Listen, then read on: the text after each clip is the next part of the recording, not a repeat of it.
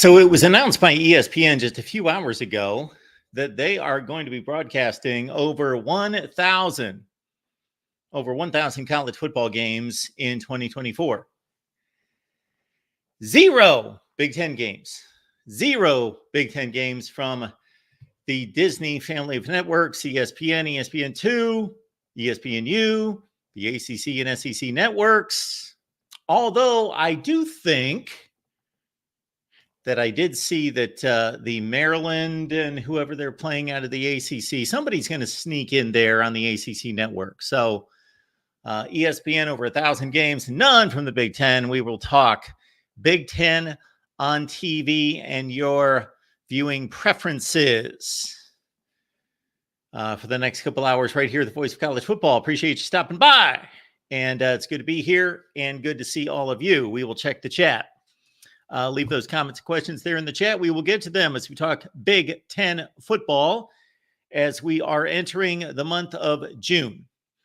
And when I think June, I don't think about college football. Hopefully, don't think about college football. But when I do or have to converge the two, college football in June, then I think about the preseason magazines that are coming out. Phil Steele. We hope to have Phil Steele back as we typically do each and every offseason sometime in the summer, but he's still working on his publication.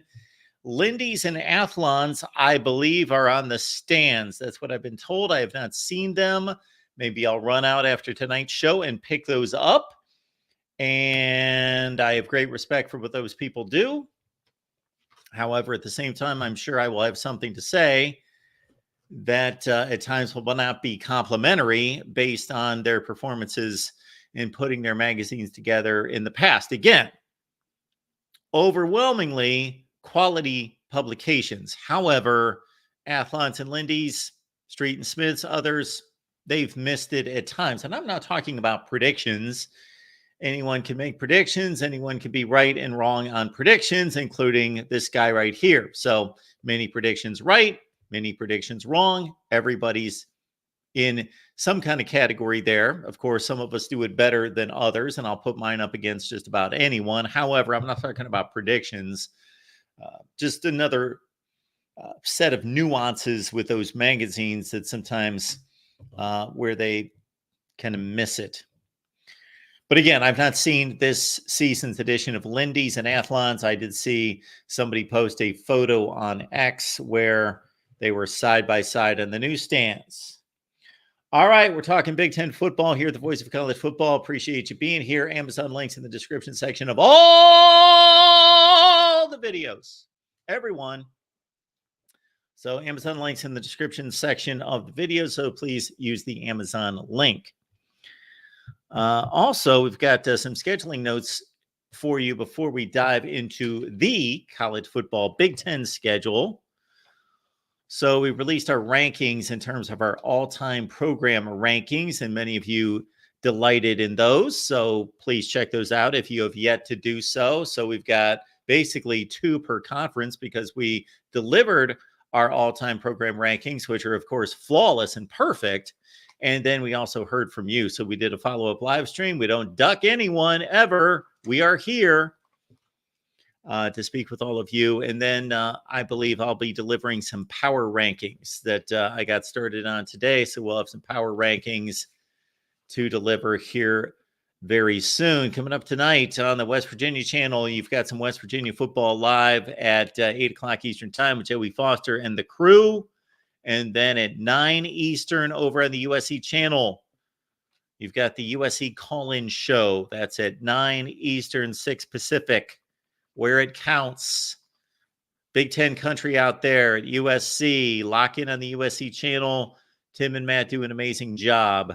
And join me on Monday night, but they go it alone on Friday nights, 9 Eastern, 6 Pacific. The call-in show. Give Tim and Matt a call tonight talking USC football and by extension, the Big Ten. We are excited about a few ventures that we are launching next week. So on Monday, you will see our headlines coming your way. So we'll look at the college football headlines each and every day. Every day. No, I'm taking off Saturday and Sunday. Not every day, almost every day. Can't be doing that mess on Saturday and Sunday, but our headlines edition will come your way every Monday through Friday, and we will try to get that to you by 9 a.m. Eastern time, something in that range. I cannot guarantee a specific delivery time, but right around 9 o'clock Eastern time every day. So we will get into the college football headlines and see for a select few of you, you're saying, Mark, we've seen that graphic before, and that's a very select few because nobody watched the show. But we did, and I enjoyed this show probably more than anything I've done here for quite some time. Enjoyed our Wake Up College Football show for going on 5 weeks, more than 5 weeks. We were going on a 6th week. Unfortunately, nobody was waking up with us to watch the show. But I enjoyed doing that. We were down in the kitchen, but you guys have overwhelmingly said we don't want to see Mark in a kitchen. So what we're going to do is we're going to revamp that and make it a little more hardcore college football. And we are going to look at the headlines and do a bit of an old school morning paper look at the college football headlines each and every day. That's starting next Monday, whatever that date in June is. And then on Tuesday, that's 11 a.m. Eastern time, you're going to see it right here and eventually move on over to the SEC channel. So on Tuesday, new show launches, the SEC live show. So the Big Ten live show, look out. You've got competition. We've got the SEC live show. And until further notice, sorry, Big Ten fans, the number one conference in college football, the best conference. We'll see what happens this year.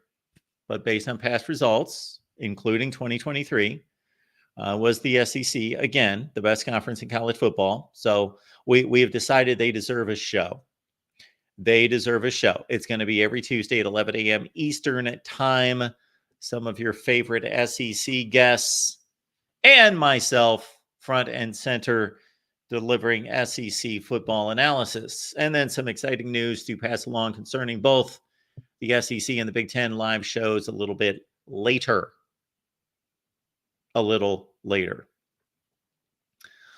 All right. Boy, that glare on the screen really bothers me. We're going to have to get our crew in here, get the stage manager, the lighting technicians in here to correct the glare. We should never have that. Somebody needs to get fired immediately here on the staff of the Voice of College Football, because there should not be a glare on the screen right here. I have talked to them about this several times now, and we've got a glare from the light. And if you know what you're doing, if you've got professional lighting technicians, they figure this stuff out. So we should not have a glare. We apologize for the glare. Be assured that individual will be fired, will be released of their duties. So we will not tolerate that. But it is the SEC live show coming up Tuesday at 11 a.m. Eastern time, every Tuesday, 11 a.m. Eastern time. And then big news to announce concerning the SEC live show and the Big Ten live show here soon. All right, thanks for stopping by. We have left the link in the chat, so we're going to weeks 1 and 2 of the college football season and going to look at these Big Ten matchups and see what we can see. I've looked at some of this, but I got to say I had an enjoyable 4 or 5 days, maybe even 6 days, probably going back to last Saturday, of not looking at really any college football, really none. Almost none. Maybe a minute here, maybe something there. A little bit of college football for me. So I am well rested away from college football, and it was quite enjoyable. So let's check out weeks 1 and 2, and then we're going to get to some comments made by SEC Commissioner Greg Sankey. What's that have to do with the Big Ten, Mark? It has something to do with the Big Ten. That's why we're going to look at it.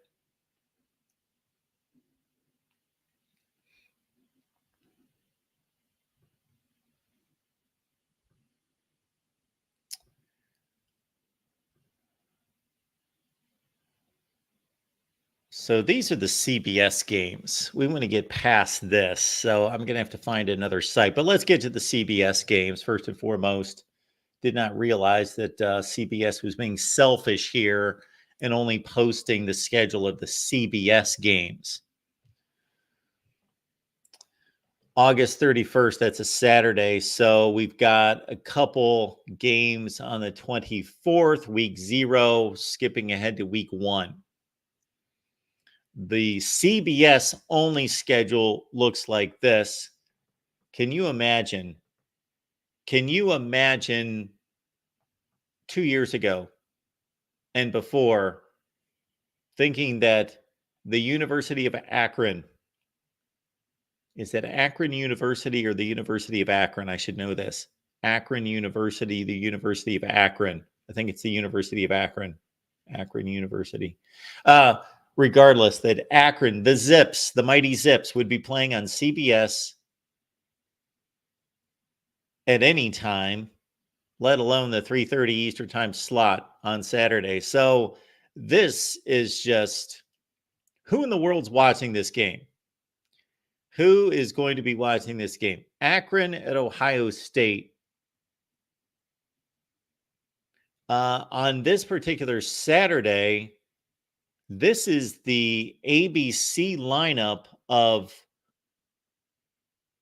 Clemson, Georgia at noon, Miami and Florida at 3:30, and then the night game is Notre Dame, Texas A&M. So I think we only watch this game because most of us will be watching, let's say, 3 games at the same time. But if we could only, like in the old days, only watch 1 game at the same time, then who in the world? Akron, Ohio State. My early prediction on this is, I don't know, I'm going to go 58-7. So just painful. That's a painful watch right there. But that CBS is offering at 3:30 Eastern. They could do no better than that. Akron, Ohio State. Then the nightcaps, UCLA at Hawaii. That's probably not much better, although the game should be a little bit more competitive. So UCLA makes its debut as a member of the Big Ten outside the continental U.S.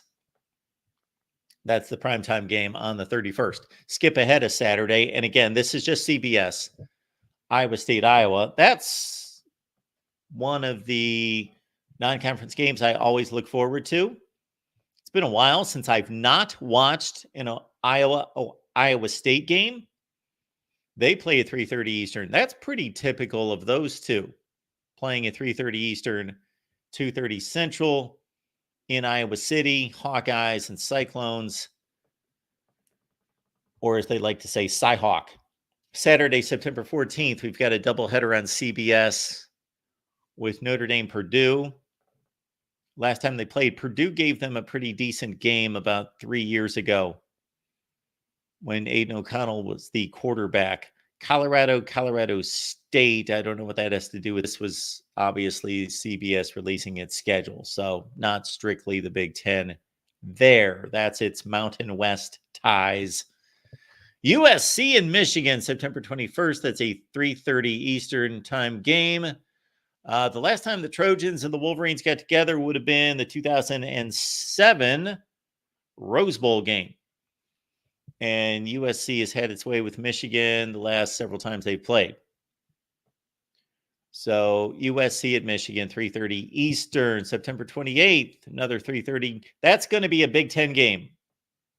And then from there on out, we only have those first 3 weekends locked in on CBS.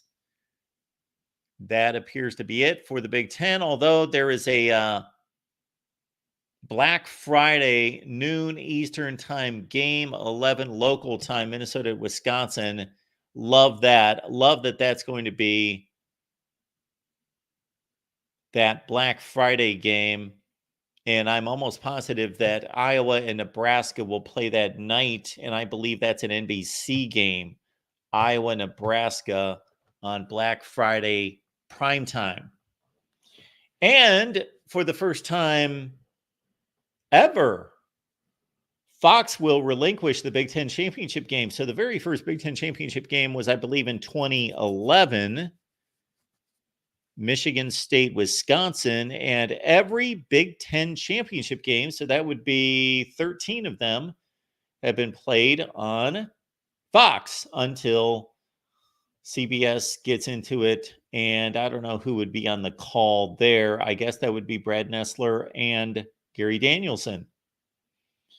3:30 Eastern, 3:30. Wait a minute. No. 8 p.m. Looking at the wrong line. December 7th, 8 Eastern, Big Ten championship game.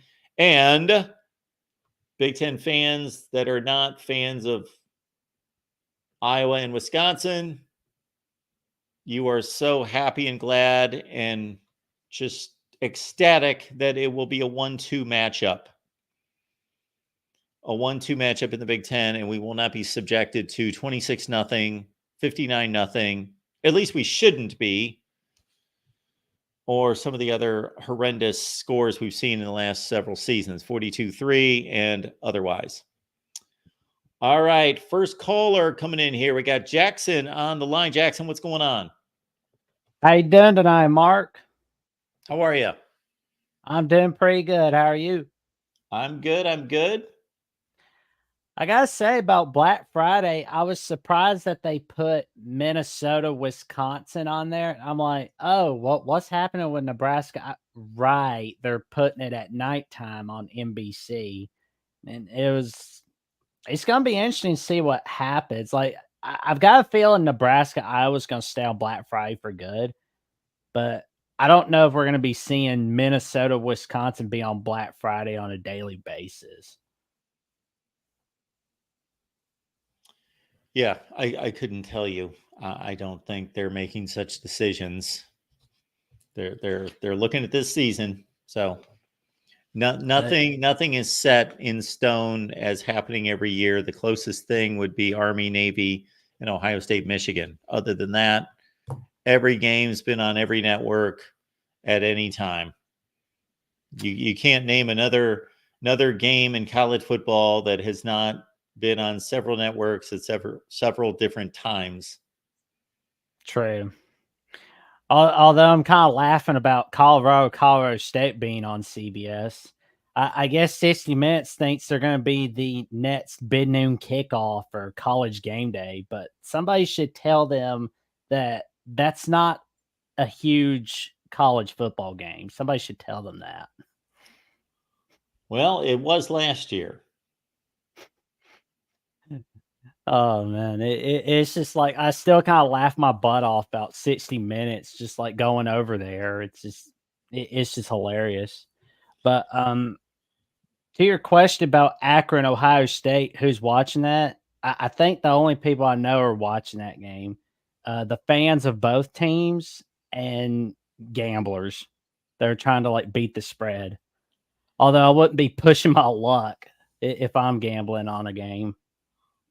Well, I got to say, I'm a fan of one of those two teams, and I will see very little of that game if it goes as expected. Now, if Ohio State's up 20-14 in the fourth quarter, that's a different deal, but I don't quite anticipate that happening. Oh, that I don't see that happening. I could see it be more like a 52-3 game, but again, if it's like Ohio State minus 50, that's a bad beat for somebody putting that game on their parlay. Oof. But the rivalry week game for Saturday, I wonder if they're going to put Oregon, Washington, or Notre Dame, USC on there. Like, because I mean, we already got the Black Friday game figured out, but the rivalry week Saturday, that's going to be one or two games. It's either going to be Notre Dame, USC, Oregon, Washington. But which is the most likely to go on CBS? What do you think? Oregon, Washington. We're talking about what, the last game of the season? Yes, Oregon, Washington, Notre Dame, USC. Yeah, I'm not going to sit here and that's a flip of the coin in June. For sure. That's all about who is going to be in contention at that point. Yeah, it is, but it's going to be fun to see what happens with the rest schedule. Although I'm sad to see that UCLA LSU will be like the only game that's like a Big Ten game, beside a Big Ten non-con game that's on like an ESPN property. But I'm just kind of like, just get it over with, UCLA. Get it over with. Just gotta do better. Only way to go is up.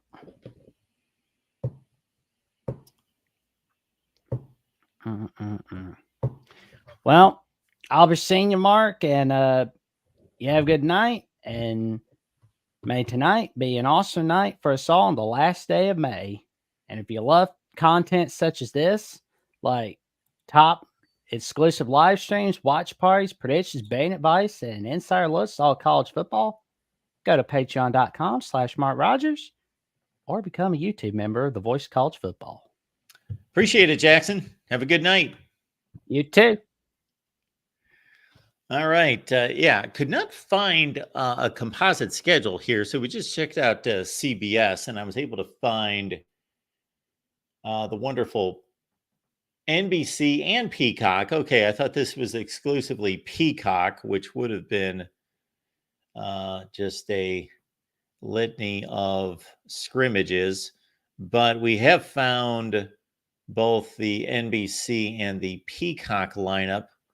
Here we go with that.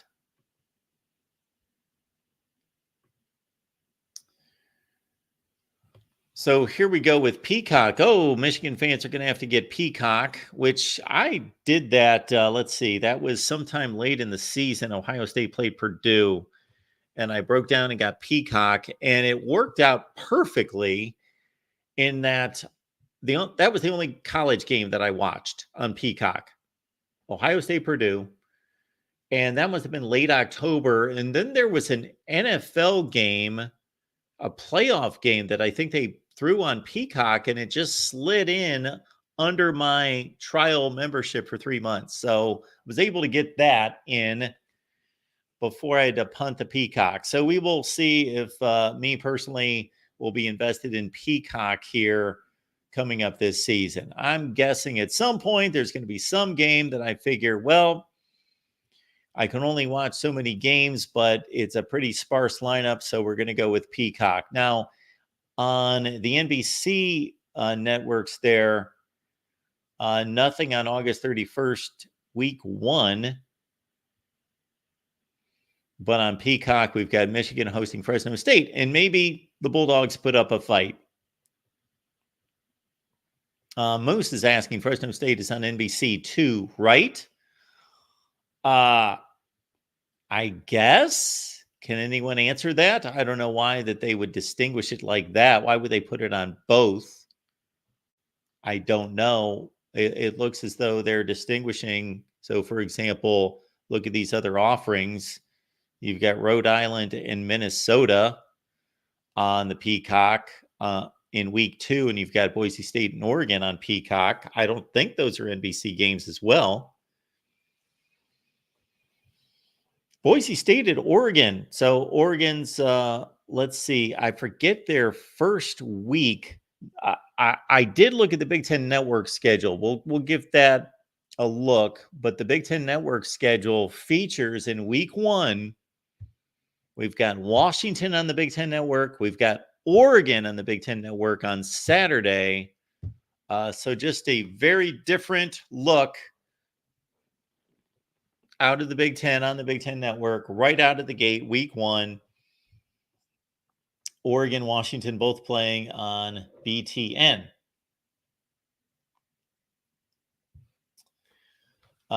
Justin Adams. Hey, Justin, what's going on, man? Is chiming in with this one. Peacock, Netflix, and Apple TV announced a bundle, I think.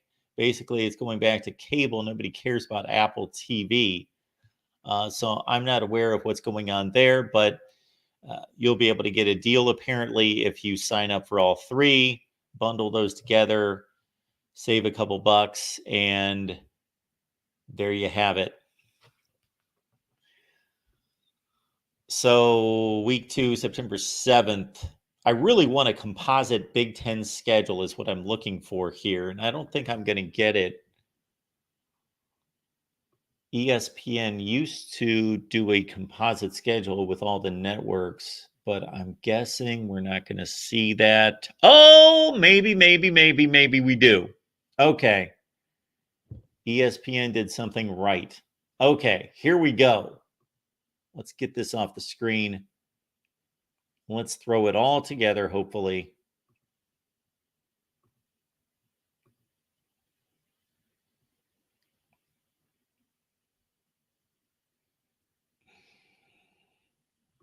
I had a funny exchange with somebody today that was asking me about the dog days at the Worldwide Leader.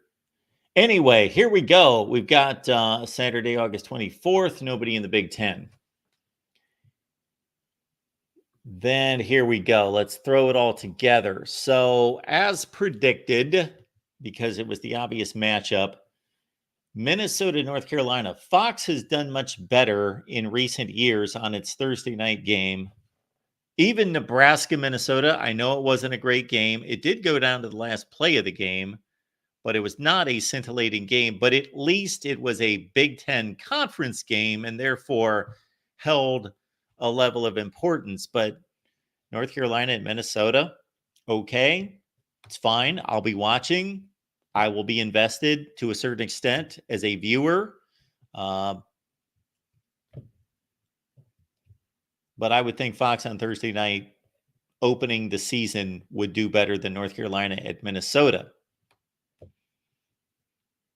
See, if this sport was unified, if we had all the conferences together, if we had a governing body, if we had a commissioner, you would all see not necessarily better matchups, but the TV schedule would be orchestrated between all the networks, not just the ones that have contracts together, and would provide no down spots. Because what do we have on this opening night? Minnesota, North Carolina, it says to be determined in terms of a time. That has always been an 8:00 game. And then, of course, the ESPN offering is North Dakota State at Colorado. So disappointing, to say the least, on opening night. The last few years, we've had a really nice Penn State Purdue game, really good West Virginia Pitt game. We have had, oh my goodness, who else has played on that Thursday night game between Fox and ESPN? We mentioned Minnesota, Nebraska, but Minnesota, North Carolina on one network, and Colorado and North Dakota State. Okay, again, fine. I'm going to be ready for college football, going to be ready to watch these teams. So if they could throw anyone at us, and the rest of it is just tough to deal with. Is anyone playing anyone? Coastal Carolina, Jacksonville State. So sticking to the Big Ten, let's get back to the Big Ten. On that opening Thursday night, BTN is trying to get some viewership early before anybody else kicks off with a 6 p.m. kickoff. Rutgers hosting Howard. So this is going to be the first college football of the season. This is going to be, well, there will be a Saturday before that. So this will be the first college football on the official opening weekend. Okay, I'll phrase it that way. So, okay, I'm in for an hour on Rutgers and Howard. And then elsewhere in the Big Ten,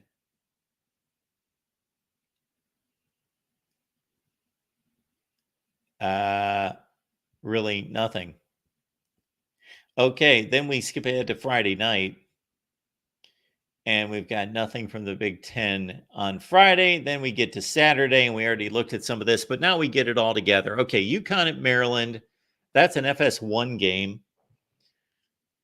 And we've got FAU at Michigan State. Michigan State plays a horrendous non-conference schedule. Terrible. They play a SWAC team, FAU, and some other godforsaken team. Okay, UTEP and Nebraska, that's a Fox game. This is how sparse it is early. We need a commissioner. Nebraska and UTEP are playing on Fox. I believe that's a 3:30 game.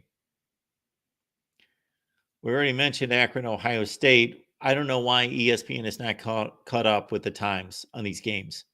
Ohio State and Akron play at 3:30 on CBS. Oregon, Idaho, that's a BTN game. Penn State, West Virginia, okay, that's a Fox. I believe that's the big noon kickoff. Which that doesn't really grab me as a big noon kickoff kind of game. Penn State, West Virginia, okay. All right. Washington, again, BTN is going to get itself familiar with the newbies in the conference with Washington and Oregon playing a doubleheader. Wisconsin and Western Michigan. Some of these games might be regionalized because there's way too many of them, and BTN usually does regionalization the first couple of weekends. Purdue and Indiana State. Northwestern, Miami of Ohio. This is probably going to be set up as Northwestern's annual loss to a MAC team. Playing the Red Hawks on BTN. And there, I believe you have it for the Big Ten in week 1.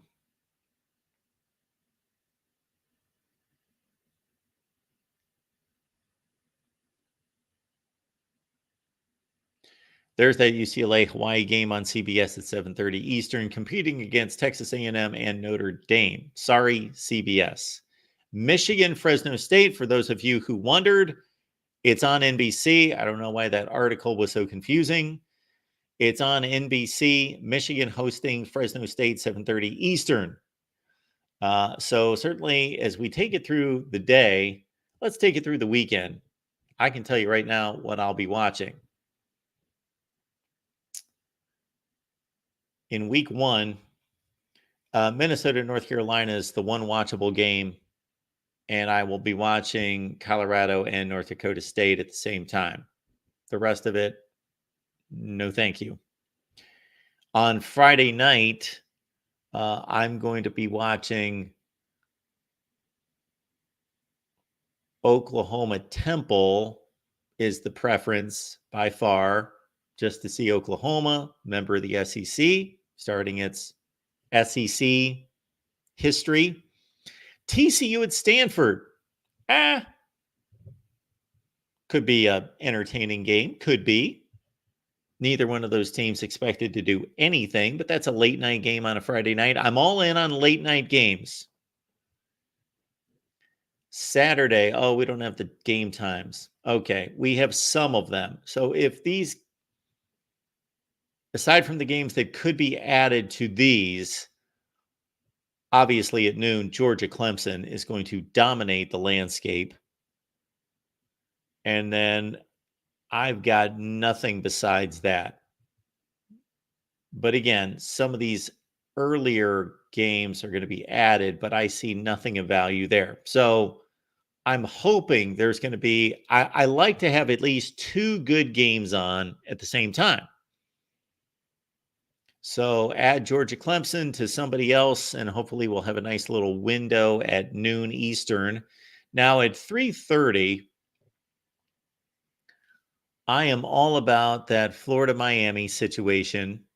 That's it right there. And again, hoping that one of those other decent matchups gets added to Florida-Miami. I'm going to be an ABC guy all day on Saturday, week 1. And really, the Big Ten has little to offer. Basically, nothing to offer on Saturday. See, this is...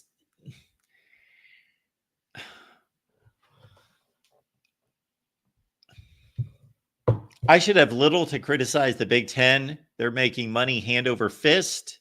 They know what they're doing. I get it. They just signed the biggest media contract in the history of college football, college athletics, with Fox, CBS, and NBC. I have lauded it, as many people have, as an NFL type model. I've explained why it promotes itself. It comes at you in waves. The various networks promote the other networks, how it all is just a beautifully crafted agreement. However, Big Ten, you cannot take yourself completely off the map in week one. And I know USC's coming up. I'm talking about on Saturday. The Big Ten is completely taken itself off the map. There's nothing here.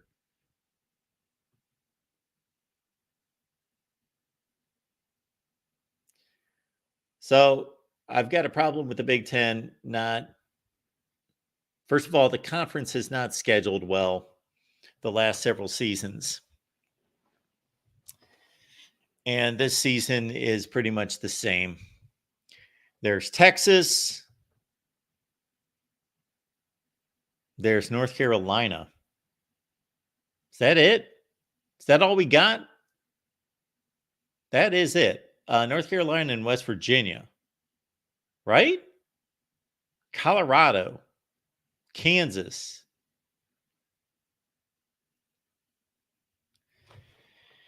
Whew. That is a bad non-conference schedule.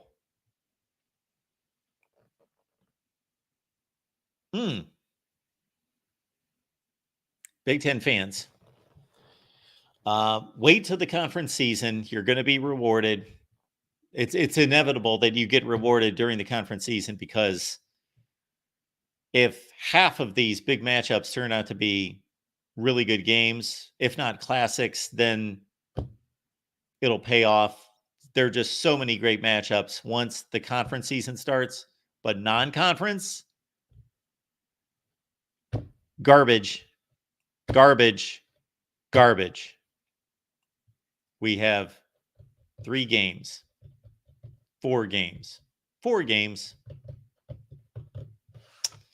Disappointing. There we go. USC and LSU. If I could only watch one game in week one, that's the game.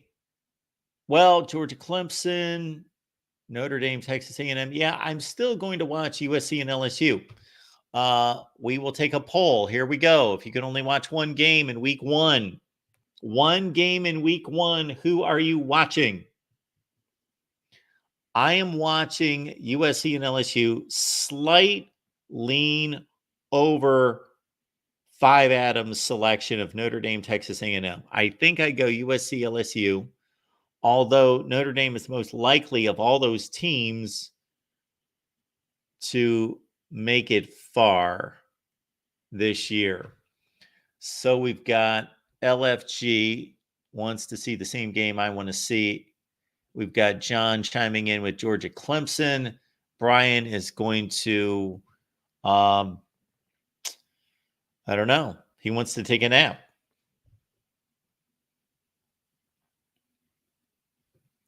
Notre Dame, Texas A&M. Santiago wants to see SMU and Houston Christian. Good selection there. Absolutely, you do. Of course you do.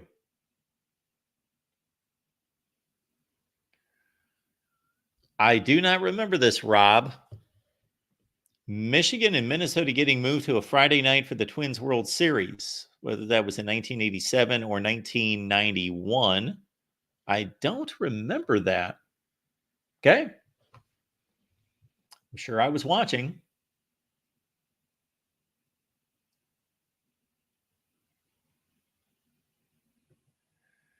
Sabretooth baseball, 1972 USC versus 1971 Nebraska beats any 2024 Big Ten game. Okay. I don't know if that was in response to me talking up how great the Big Ten conference schedule is going to be.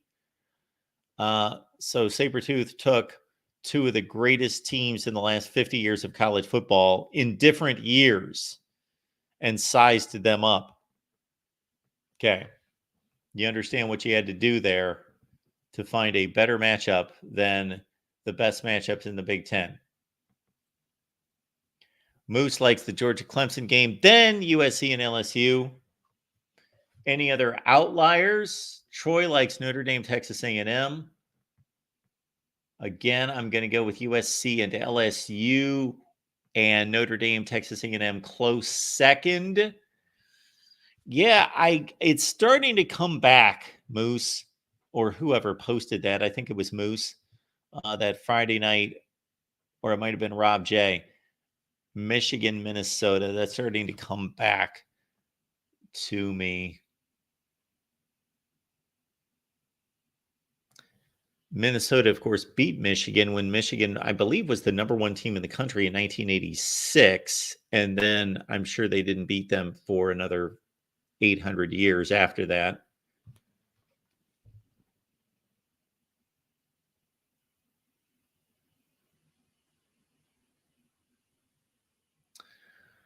All right, so that's our week one. And yeah, Notre Dame, Texas A&M. I do like that. Again, hate to be rough on the Big Ten, but it's just a big letdown and a missed opportunity not to put something out there on Saturday. Just something, anything, any game, one game. Is there one Big Ten game on Saturday that's worth a damn? There's not. Okay, so let's go to week two.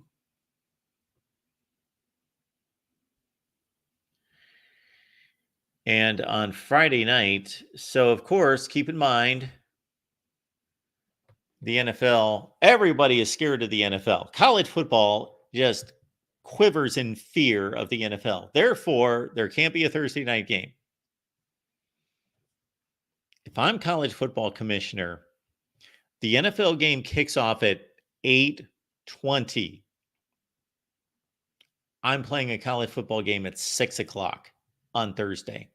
I am playing a college football game at 6 o'clock on Thursday.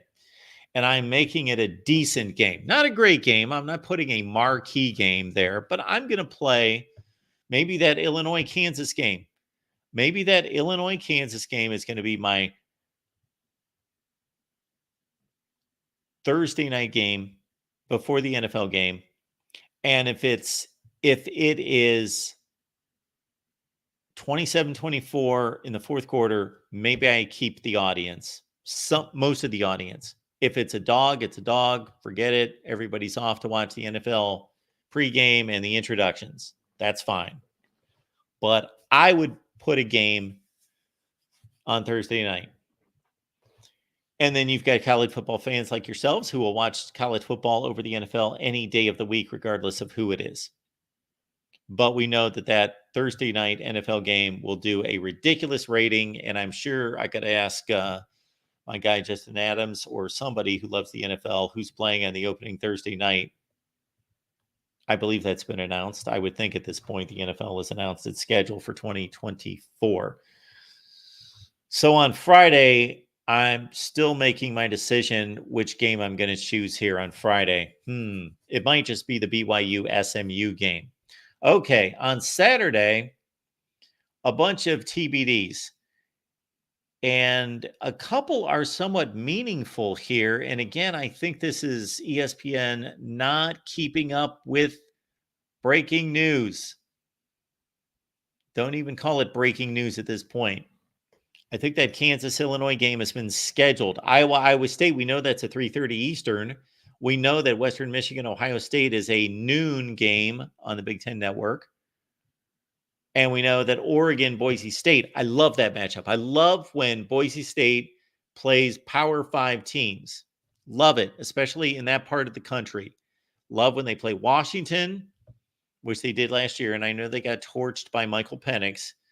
But they've got Oregon this year, and that's going to bring back memories of LeGarrette Blount.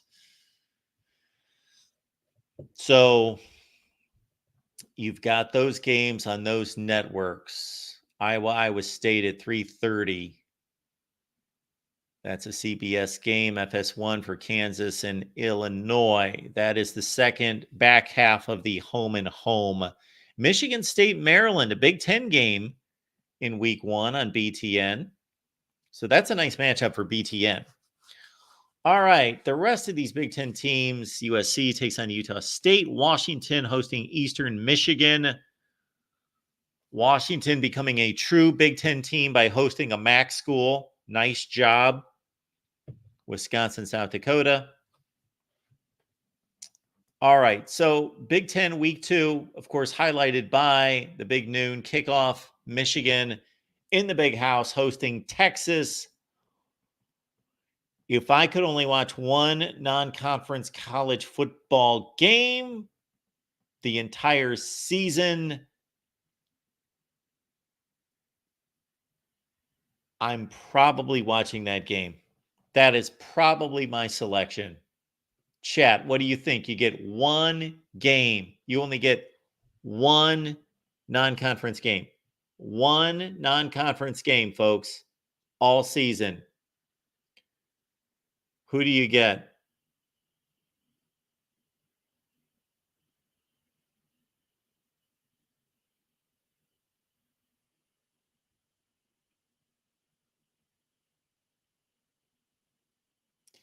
Santiago wants to see Army and Florida Atlantic.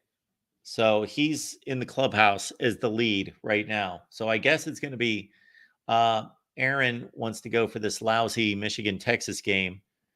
5 Adams going with Notre Dame, Texas A&M. I think I'm going to throw a poll up on this one. We're going to do a week 1 is what we'll do, because I don't know that anyone's really going to lock in on just one non-conference game for the whole season. Santiago loves the triple option. Big fan of the triple option. Brian is taking Ohio State's toughest non-conference game, and that he is choosing that as his must-see non-conference game. Ohio State and Western Michigan. Brian, you are a trooper.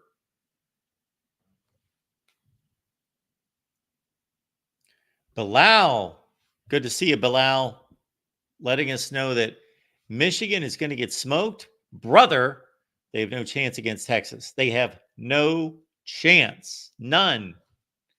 Michael, good to see Michael here. Notre Dame, Texas A&M. Of course. I love that. I love that that series being signed. Love that. Notre Dame, Texas A&M. We have not seen that since Notre Dame took out Texas A&M in back-to-back Cotton Bowls in the 92-93 seasons. Or was that 93-94? 92-93.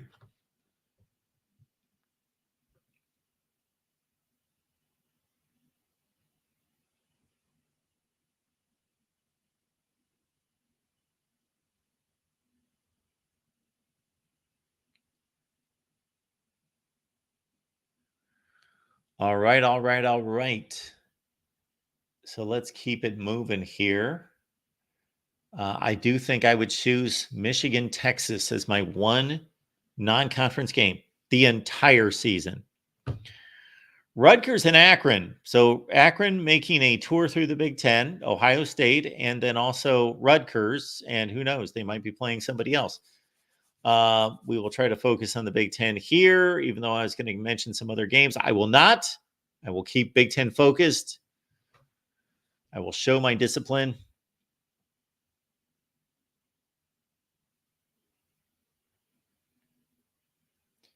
Anyone else from the Big Ten week 2? So week 2 in the Big Ten, there is Texas, Michigan. There is Iowa, Iowa State.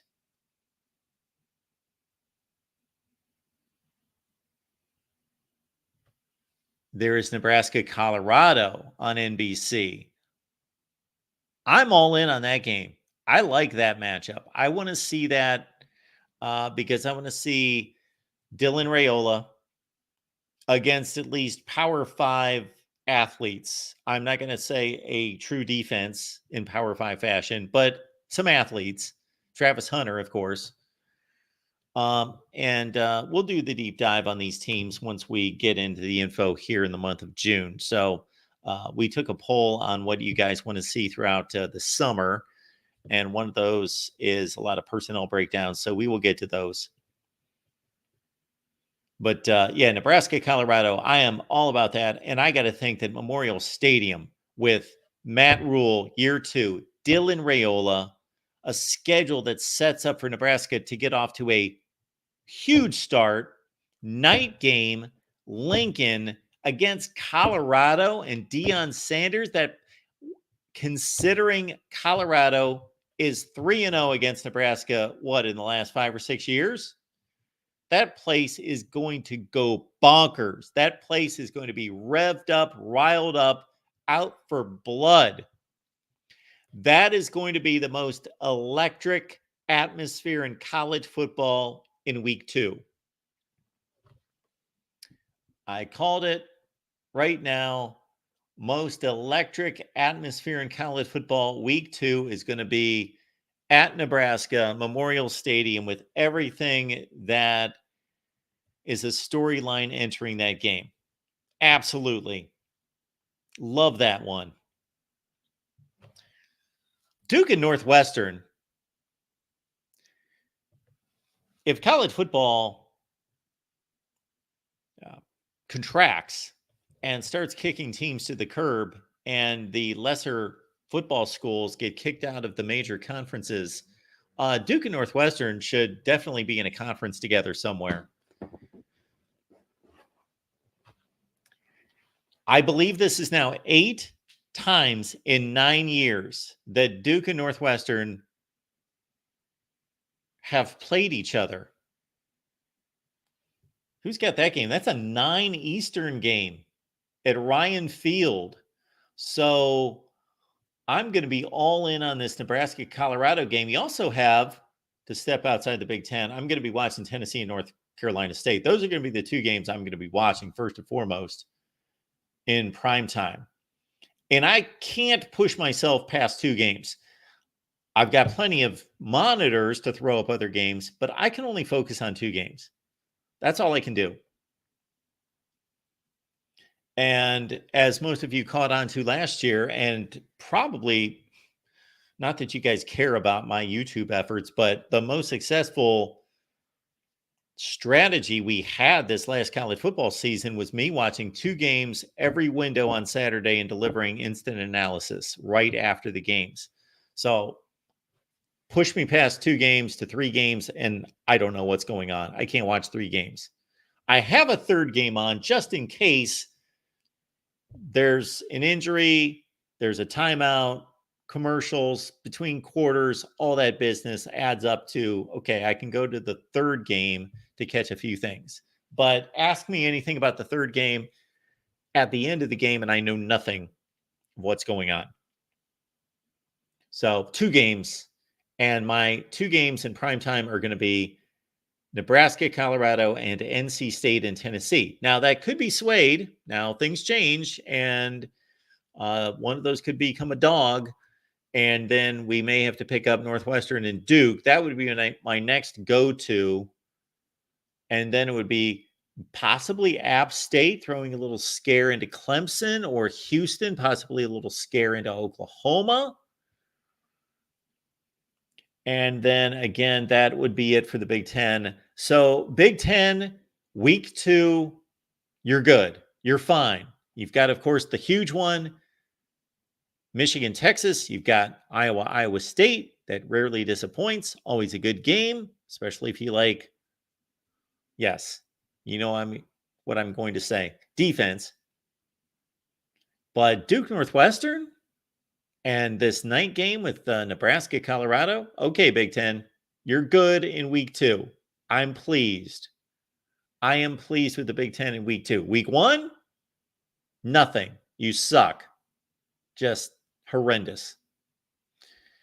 And if you want to see the chairs I just put together. All right, so there you go.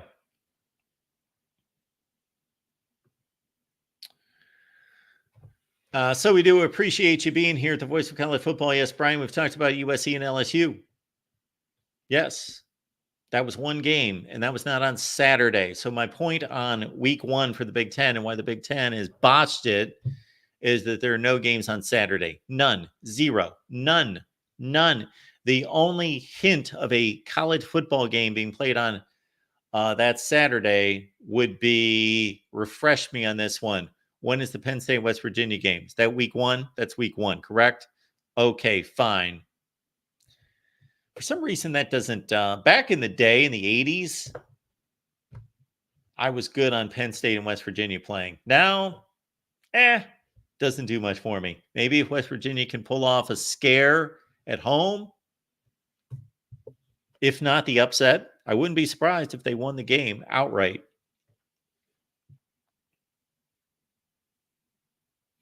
Sabretooth Baseball attended the infamous beatdown of Nebraska 62-36, in which Nebraska did not win the division, of course, did not win the conference, and still marched on to play in the de facto national championship game. All right. DK, thank you for that. I guess that's a compliment. I get thrown some other people besides. All right. All right. All right. I also wanted to. Okay. LFG's got some info for us here. Gophers had 2 home games moved to Friday during the Twins World Series runs in 1987 and 91. Minnesota played Michigan in 91 when Carr was the DC and assistant head coach, according to the Minneapolis Herald Tribune. Okay. Sometimes a score will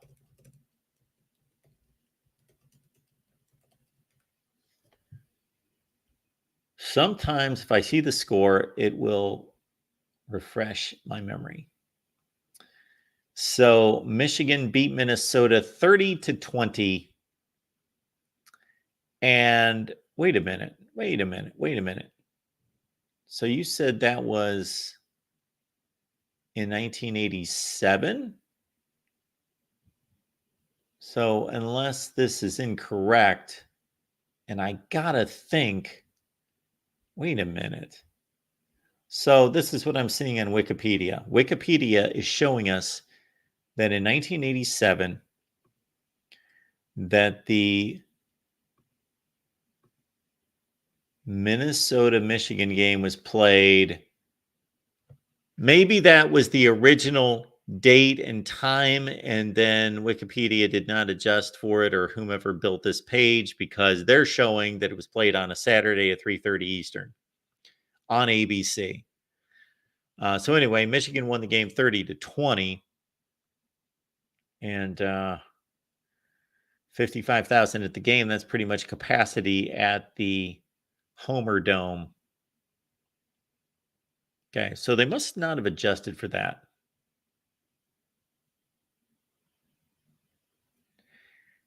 And then in 1991, that was kind of a marginal Michigan team in 1987. I believe they went 8-4 after their bowl win. 1991, this Michigan team went to the Rose Bowl, won the Big Ten championship, lost to Washington. Yes, at Minnesota. And if you look at the date there, they got it correct. So October 25th is obviously 6 days after October 19th. So they got it Friday, 8 p.m. Eastern, no TV, 52-6 Michigan. All right. That is coming back to me, but I do not remember those games. But that them having to do that is coming back.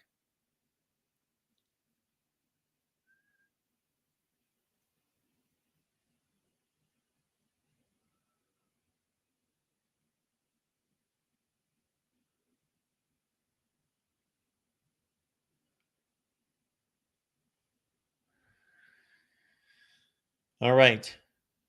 Next up, here we go, is I'm done with the scheduling. the links both in the description section of the video, and it's also here in the live chat if you want to give me a call, talk about anything concerning the Big Ten. We do not have to talk about TV and kickoff times, and we do not need to talk about what I'm going to bring up right now. Talk about anything concerning the Big Ten, any of these schools behind me, and more.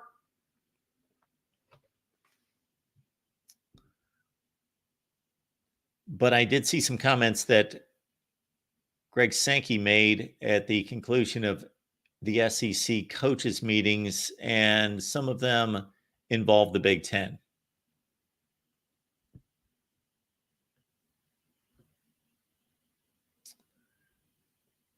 Let's see here. So SEC coaches meetings,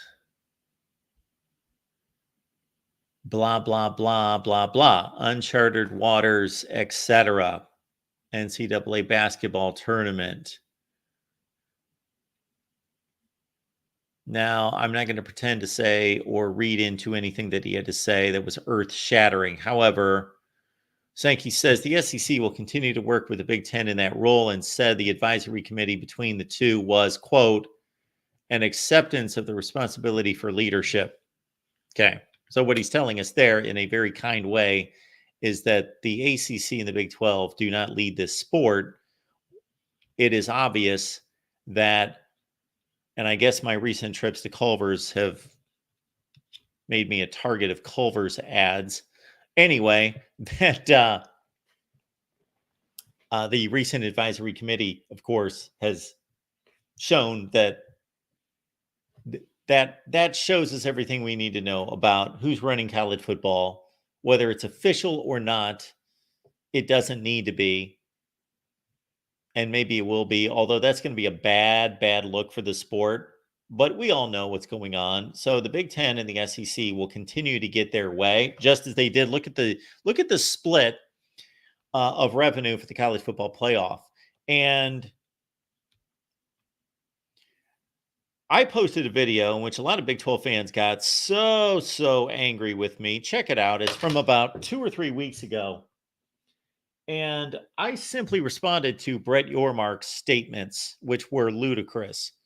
Now, I understand and clearly stated during the video that he has to do what he has to do to put up a good front concerning the Big 12. He has to show optimism. He has to show confidence. Because without those things, you are dead as a PR firm. You are dead in promoting your conference. If you do not show that you are confident and then also optimistic about the future. So I was not faulting him from that standpoint. Where I was faulting him was he was extending, he was taking the conversation way beyond where it needed to be and explaining and going way beyond what he was being asked and basically lying is what he was doing. Talking about the cooperation between the conferences being better than it's ever been, and the equality between the conferences being better than it's ever been. Okay. The playoff distribution. This is only one example of many, but we'll take this one example. The revenue distribution for these conferences being 58% in the camp of the Big Ten and the SEC, and only 32% in the camp of the ACC and the Big 12.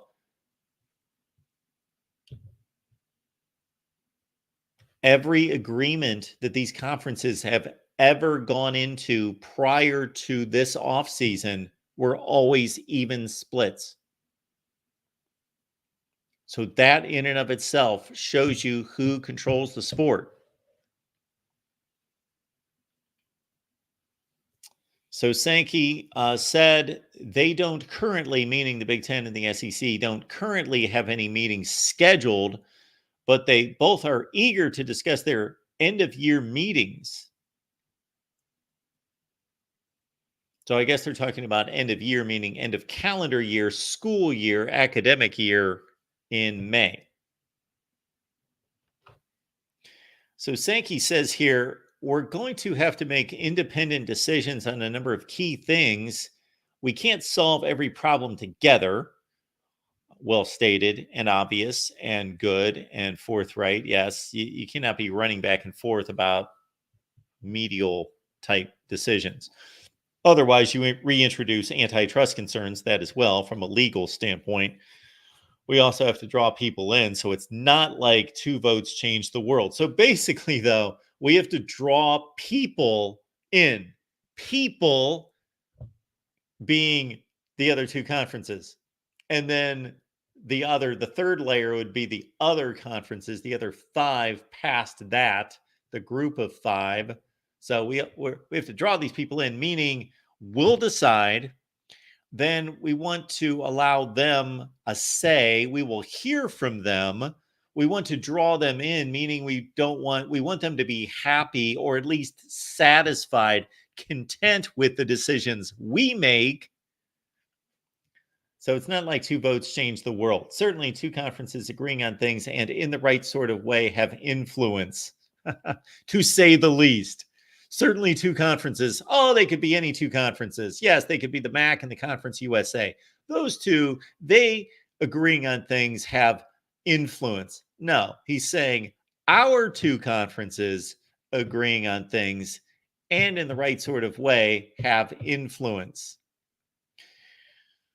Read between the lines. Again, not any 2 conferences, our 2 conferences agreeing on things. And when he says have influence, basically dictate where we're headed.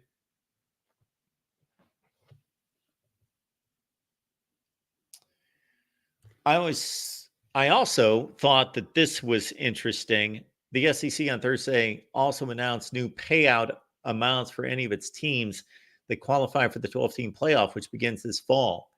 Any SEC team that makes the first round will earn $3 million. All right, followed by an additional $3.5 million for a quarterfinal appearance, $3.75 for a semifinal appearance, and $4 million for participating in the national championship game. It's not much of an incentive. They're going up by $25,000. No, $250,000. Okay.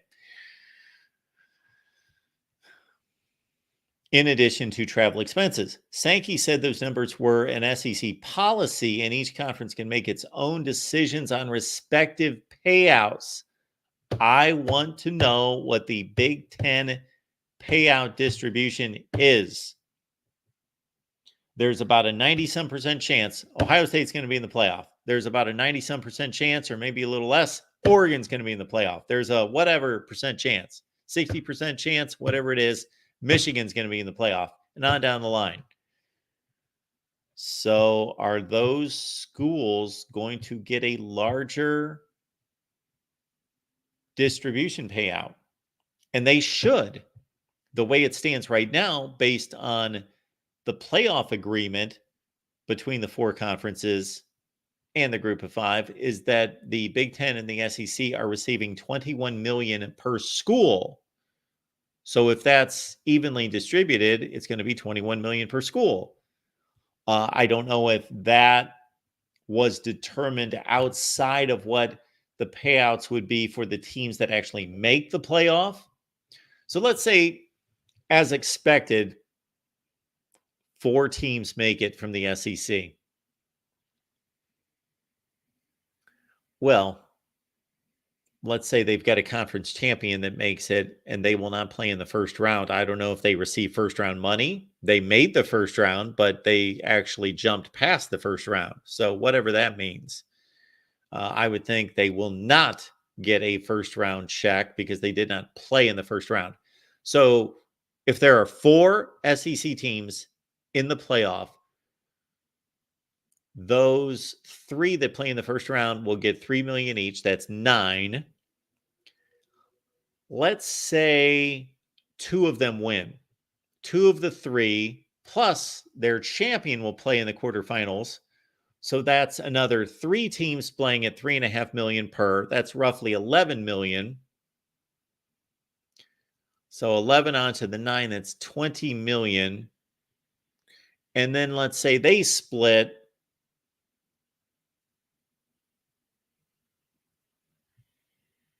And so let's say you've got one team in the semifinal and one team.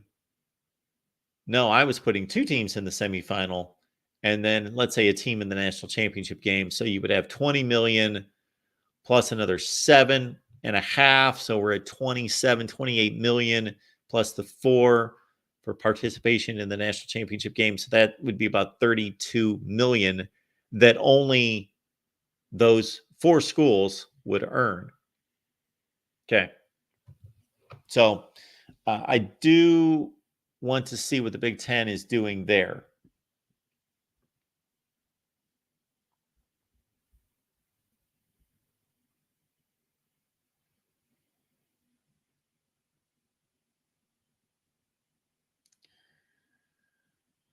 Folks, we do appreciate you being here at the Voice of College Football. I want to remind you that the Amazon links in the description section of all the videos. When you shop Amazon, please use the link that we provide.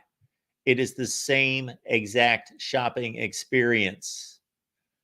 So please use the Amazon link. Also, keep in mind tonight that we've got an 8 o'clock West Virginia show on the West Virginia channel, 8 p.m. Eastern time. And then at 9 Eastern, you got Tim, you've got Matt, you've got the USC call-in show. Again, as we mentioned earlier, we are kicking off our Wake Up headlines Monday through Friday at approximately 9 a.m. Eastern time. That is if I get out of bed and I look at the headlines and I say something coherent, and you will all benefit from that. Wake Up college football headlines Monday through Friday, 9 a.m. Eastern time. And we got our graphics department together to build that wonderful graphic for that content delivery every morning. So enjoy that. And also keep in mind that we've got the SEC live show that's going to start next Tuesday. Next Tuesday, the SEC live show, 11 a.m. Eastern time. And we've got a big announcement coming up. It'll be about another month here with the SEC live show and the Big Ten live show. And it means I'm going to work a lot.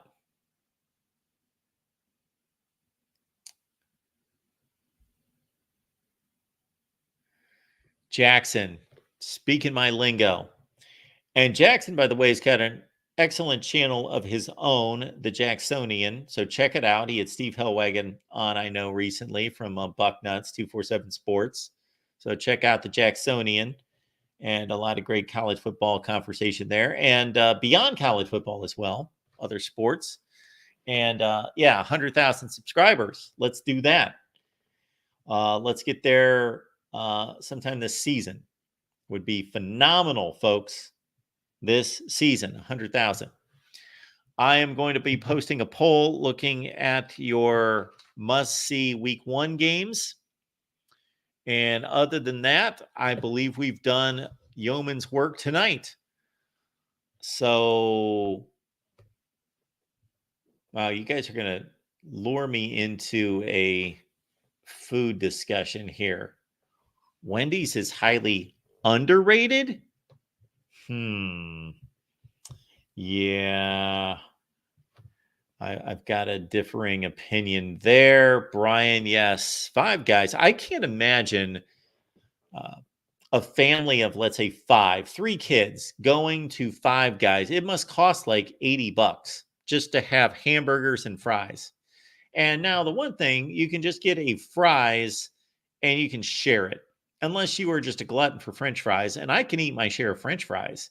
But you can generally just get 1 cup of fries and it's spilling over all over the place. And you can share that. But I used to take my 2 kids to Five Guys all the time. And this was, a few years ago. But still, walk out of there $38, $40 poorer. And I always have to get a milkshake when I eat a burger and fries, though. I do not drink carbonated beverages with that. Got to go with the milkshake.